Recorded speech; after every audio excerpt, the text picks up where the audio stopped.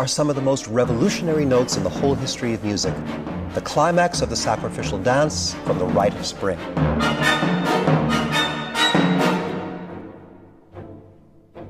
Igor Stravinsky wrote the Rite of Spring in 1913. It redefined what music could be, much as Beethoven's Eroica had done a century before. Stravinsky had taken himself so far into the realm of the unconscious that the music seemed to be a kind of design of gestures with no apparent order, but just driven by pure gut feeling.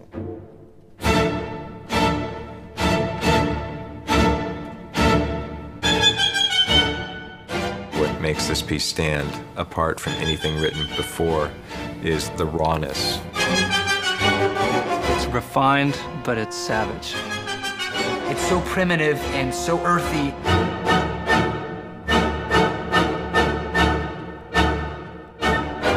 This is a big, wild party. The music is incredibly provocative. The piece is sexy. I don't know how else to put it.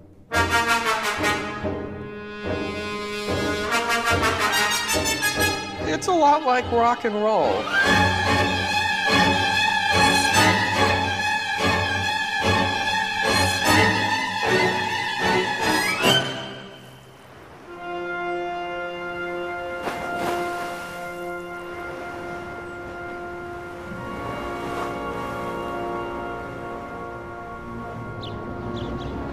Funny thing about revolutions, you never know when or where they're going to start. They can be social or political or artistic.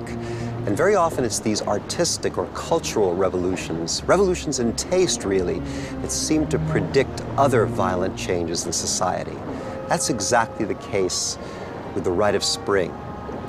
Who would have guessed that its revolutionary, savage, primitive message would have begun in the evenings of polite conversation here in this most international and imperial city, St. Petersburg.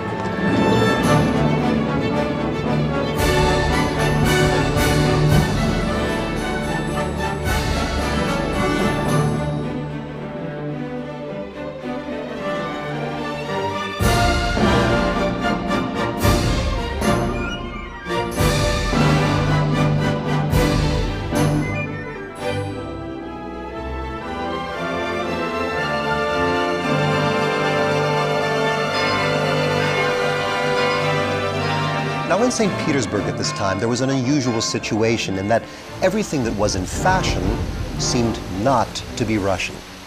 The architecture, the music, even the language that the best people spoke was French, a foreign language.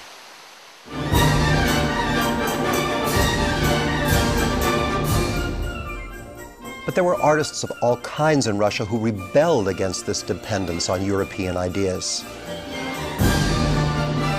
They wanted to establish a nationalist Russian identity. A powerful mover amongst them was Stravinsky's teacher, Rimsky-Korsakov. Rimsky had been a member of the so-called Mighty Handful, a group of adventurous, original young composers who back in the 1860s were already writing music that truly sounded Russian. They were inspired by the old myths and epics and fairy tales, and they all used folk songs and chants to give their music a very particular Russian flavor.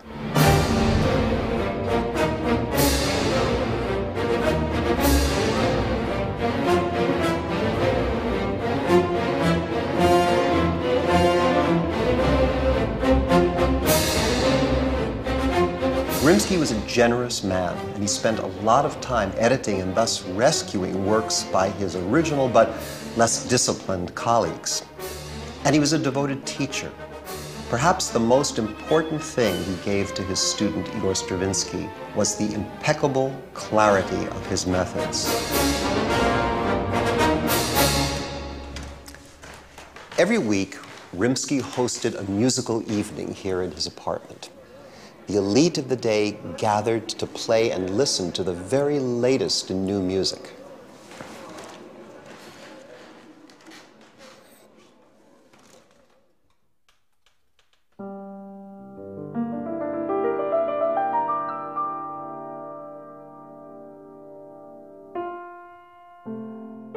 Stravinsky was a great watcher and listener. He had immense curiosity. When I was a youngster in Los Angeles, I met him and played for him, and I can remember the intense way he peered at the score as if he were decoding it.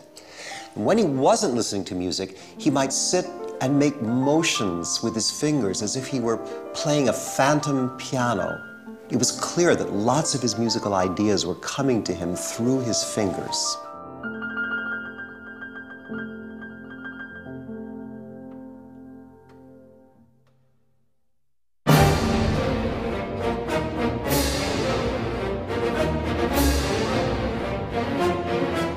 Stravinsky's habit of observing carefully went back to his childhood. He spent countless hours at the Tsar's Imperial Theater, where his father was a leading basso profondo. The family's apartment was on the canal just behind the theater. We're here in St. Petersburg's Theater Arts Museum, in the archives, where thousands of costumes from the Imperial Theater are preserved. Here are two wonderful ones. This is from Rimsky-Korsakov's Tsar's Bride, and this one from Snegurichka, the Snow Maiden. Look at the detail on these costumes. None of this could be seen beyond the 10th row, but it's still there. And now let me present to you Mistvoi.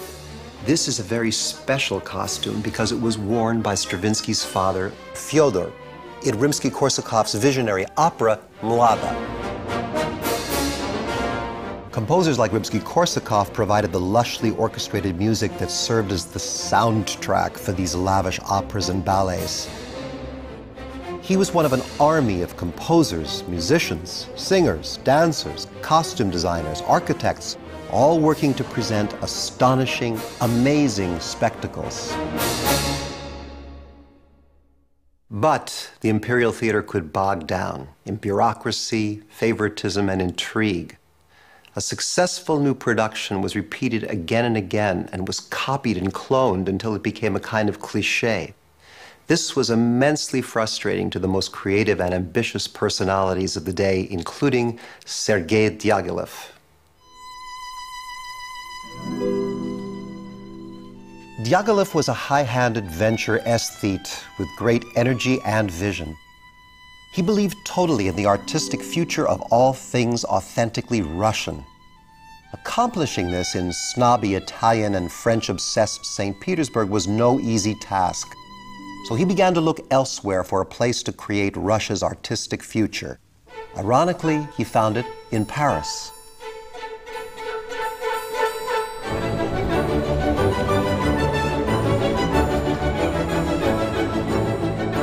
Diaghilev knew Paris well.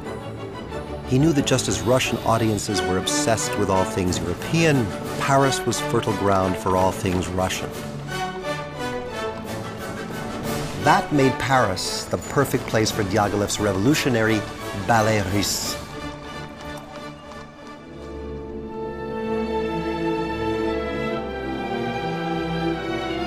Diaghilev had imagined a new ballet company that would confirm everybody's fantasies about Russia. Featuring the exotic, the erotic, and the occult, he astonished the world with the first season of his Ballet Russe, which showcased superstar dancers like Vaslav Nijinsky. For his second season, Diaghilev had promised a lavish new ballet, but a crisis loomed when he was unable to find an acceptable score. Taking a big risk, Diaghilev turned to the young, untried Igor Stravinsky, who delivered the music we now know as the Firebird.